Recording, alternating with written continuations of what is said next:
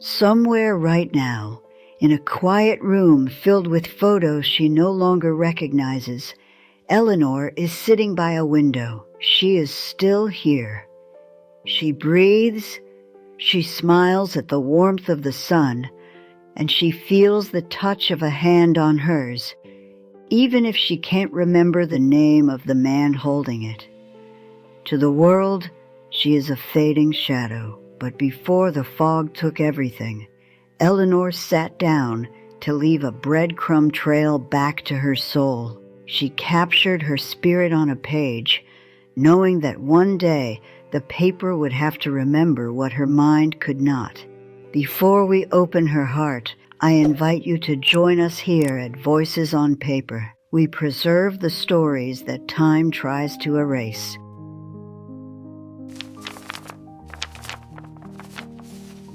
The letter reads, My name is Eleanor. If you're reading this, you're me, or at least what's left of me. And if you're someone else, someone I loved, then maybe this is still for you too. I'm writing this while the lights are still on, while the rooms of my mind are still open. Some already have the doors shut. Others, I can feel the air getting thinner. I want to remember how it feels to be me, not just my name or my birthday, but my laugh, the way I'd tilt my head when I was skeptical, my favorite chair, the one with the frayed velvet on the left arm where I'd rest my thumb, the scent of warm bread in the kitchen when I used to bake on Sundays, the flour dusting my apron like a map of a place I once knew. I want to remember the way my husband looked at me the first time I wore that green dress, the silk one that hissed when I walked. I want to remember the way my son said "Mama" when he first saw snow, his tiny breath a cloud of wonder in the winter air. I want to remember the weight of a book in my hands before the sentences started to scramble like frightened birds. It started slowly, didn't it? A name gone missing, a recipe I knew by heart, slipping away. I laughed it off at first. Everyone forgets things, a set of keys, a phone number, the reason you walked into a room. But there was a moment I knew. A moment I stood in my own kitchen and looked at the faucet, and I didn't know what it did. I stood there, watching the silver metal, waiting for it to tell me its secret, feeling the cold sweat of a stranger in my own skin. That was when I started writing this, before the ink in my pen turned to smoke. If you're me, and you don't remember who I am, then let me tell you what you loved. Maybe it will help you feel like home inside yourself again. You loved jasmine tea, steeped long enough to bite.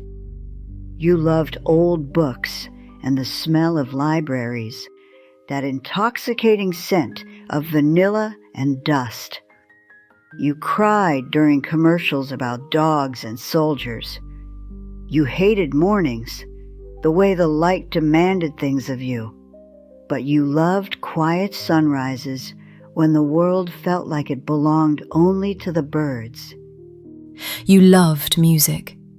Not just the sound, but the way it made you feel like a whole person, stitching the frayed edges of your soul back together. Your favourite song was Moon River. It reminded you of your mother, the way she smelled like peppermint and starch. You used to hum it while you folded the laundry, a small melody to keep the shadows at bay. You were stubborn. My God, were you stubborn. You'd argue about the color of the sky if you thought it would make someone think. But your stubbornness was your courage too. You never ran away from the hard things, even when you were shaking. You stood your ground in the storms. I hope you're still standing now. Even if you don't know what the ground is made of, you are a good mother. I know you doubt that, especially on the days when you start to forget their names and your heart feels like a hollowed-out tree. But you were there. You showed up. You packed the lunches. You kissed the scraped knees. You stayed awake through the fevers. You were there even when you were falling apart, held together by the sheer gravity of your love for them. I want you to know that love doesn't fade just because memory does. It's written in the marrow. You may not remember their birthdays, or the names of their first pets, or the colleges they went to, but your heart will always know their faces. It will recognize the curve of a chin or the sparkle in an eye long after the labels are gone. And you loved your husband, Daniel. He was your anchor, the gravity that kept you from floating into the black. Even now, when he walks into the room and you don't know why you feel calm, it's because part of you still recognizes him. You recognize the rhythm of his footsteps on the hardwood. You recognize the way he smells like cedarwood and old sweaters. Memory lives in more than names. It lives in the comfort of a shadow you've known for 40 years. Do you remember the lake? That summer in '72? The water was like glass until we broke it. The way we danced on the dock when it rained, our skins slick and cold, laughing until our lungs ached. If you can't see it anymore, that's okay. I remember it for us. I'm holding that image tight, like a photograph pressed between the pages of a heavy book. Please, don't be angry with yourself. When the world starts to blur and you look into the mirror and don't know the eyes staring back, be kind, be patient. You are still in there, tucked behind the fog, waiting for a breeze. You are still Eleanor. You are not the disease. You are the woman who lived before it. You are still worthy of love, even when you are silent. There will be moments when you forget where you are. You might find yourself in the hallway, heart racing, wondering why the walls feel too close. You might call your daughter by your sister's name, searching for a ghost in a living face. You might ask the same question 6 times in 10 minutes, desperate for an answer that will finally stick. I know how much that frustrates you. I know the shame that creeps in, that cold, oily feeling when you see confusion or pity in someone else's eyes. But listen closely, love. You are not a burden. You are not a broken clock that no longer tells the time. You are becoming something different, but not less. You are a library where the books have been rearranged, but the stories are still there, hidden in the spines. You are learning how to exist in pieces, to live in the now because the then is gone and the soon is terrifying. And that takes a courage most people will never understand. There will be days when the light through the window reminds you of something, a flash of gold, a feeling of warmth, but you won't know what. That's still a gift, a flicker of something beautiful. Let it be enough. Don't chase the thought until it bruises you. Just feel the sun. And when you start to drift, when the shore disappears And even your own name feels like a word from a language you never learned. Remember this: you were loved in every version of yourself. The girl with the pigtails, the bride in the white lace, the mother with the tired eyes, and the woman you are now, sitting in the quiet. I want to talk to the version of you who's scared, the one who feels helpless, like a child lost in a department store, the one who wants to scream because her world keeps shrinking until it's just the size of a single room.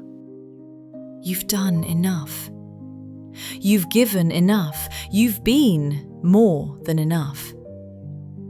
You don't have to perform for anyone anymore. You don't have to pretend you know the day of the week. When you reach for words and they don't come, when they slip through your fingers like dry sand, close your eyes, put your hand over your heart, feel the beat. I'm still here. The woman who sang in the car with the windows down, hair whipping in the wind. The woman who knew how to make people feel safe just by walking into a room. The woman who laughed at her own jokes because she thought she was hilarious. I remember you, even if you can't. I am the guardian of your history, and I forgive you for forgetting me. I forgive you for letting me go. It wasn't your choice, and I'm not going to hold it against you. To Daniel, my love, if you ever find this before I'm completely gone, thank you. Thank you for still holding my hand when I pull away in fear. For reading me our stories, even when my eyes glaze over and I fall asleep halfway through. For kissing my forehead like I'm still your girl and not a puzzle you can't solve. I know how lonely it is to be the only one who remembers our life. I know it's a heavy weight to carry alone. I know I've asked you where we are, who you are, what day it is. I know sometimes I don't smile back because I'm looking for a face I recognize. But somewhere inside, beneath the static, I still feel safe with you. You are the only place that feels like home, even when I don't know where I am. To my children, if you ever read this, I want you to know I remember the way you used to run down the hallway. The thud, thud, thud of your feet, the best music I ever heard. I remember braiding your hair, the strands slipping through my fingers. I remember cheering for you in the rain at those muddy soccer games. Even if one day I can't say your name, I knew it once. I whispered it over you while you slept, and I spoke it with a love that time cannot touch. And if I seem angry sometimes, if I snap or cry or push you away, I promise I'm not angry with you. I'm angry with time, with the way it took pieces of me without asking, like a thief in the night. I'm angry with the silence it left behind where my personality used to be. If you ever find me staring at nothing, looking out the window for hours, know that inside something is still playing. A memory, a laugh, a sunset, maybe your voice from 20 years ago. It's just that I can't reach the words anymore. The bridge is down, but your love echoes louder than the silence. It's the only thing that reaches the other side. If you're me reading this, maybe none of this makes sense. Maybe the letters look like ants crawling across the page. Maybe you feel like you're unraveling, one thread at a time. But this letter, it's proof. You were whole once. You loved fiercely. You were alive. You mattered. And maybe, just maybe, you still are. Even if you forget the words, maybe you'll still remember how they felt. The warmth of them, the light of them. I love you. I love you. Always. Me.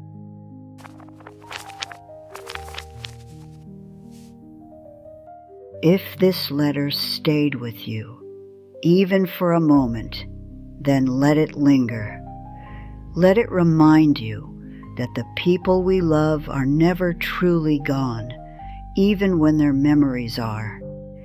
They are still there, held together by the love we keep for them. Pause. If Eleanor's words moved you, please share this, not just for the views, but so that someone else out there, someone caring for a parent, a spouse, or losing themselves, can finally feel seen. In this corner of the internet, we believe that every heart has a story that deserves to be read. Subscribe to Voices on Paper to join us. We read the letters the world forgot to send because sometimes the words we need most are the ones we never got to hear until now. Thank you for listening. Be kind to your memories today.